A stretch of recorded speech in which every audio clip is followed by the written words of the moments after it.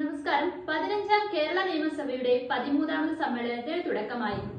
കഴിഞ്ഞ ദിവസം ഗവർണർ രാജേന്ദ്ര ആർലേക്കറിന്റെ നയപ്രഖ്യാപന പ്രസംഗത്തോടെയാണ് സമ്മേളനം ആരംഭിച്ചത്. സർക്കാരിന്റെ നേട്ടങ്ങൾ വിവരിച്ചായിരുന്നു ഗവർണറുടെ നയപ്രഖ്യാപന പ്രസംഗം. നവകേരളം എന്ന ലക്ഷ്യത്തിലേക്ക് സംസ്ഥാനം അടുക്കുകയാണെന്ന് ഗവർണർ അഭിപ്രായപ്പെട്ടു. ജനങ്ങൾക്ക് നൽകിയ വാഗ്ദാനങ്ങൾ പാലിച്ചു വരികയാണ് എന്നും അദ്ദേഹം പറഞ്ഞു. വികസന നേട്ടങ്ങളിൽ കേരളം മാതൃകയാണ്. കേന്ദ്ര സർക്കാരുമായി ചേർന്ന് ദേശീയപാത വികസനം ദ്രുതഗതിയിൽ പുരോഗമിക്കുകയാണ്.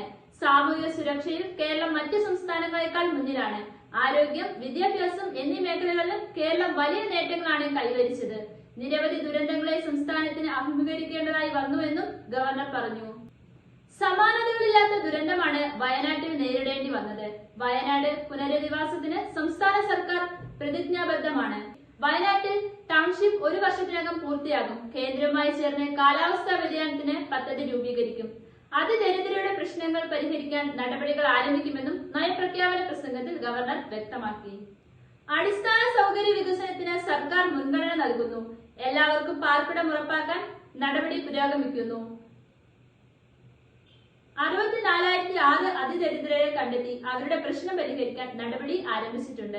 ഇന്റർനെറ്റ് സാർവത്രികമാക്കിയത് മുതൽ ഡിജിറ്റൽ സർവേ നടപടികൾ പൂർത്തിയാക്കിയതിൽ വരെ കേരളം നേട്ടത്തിന്റെ പാതയിലാണ് എന്നും ഗവർണർ പറഞ്ഞു. ഉന്നത വിദ്യാഭ്യാസ മേഖലയിലെ കേരളത്തിന്റെ നേട്ടം എടുത്തു പറയേണ്ടതാണ് എന്നും നയപ്രഖ്യാപന പ്രസംഗത്തിൽ അദ്ദേഹം വ്യക്തമാക്കി.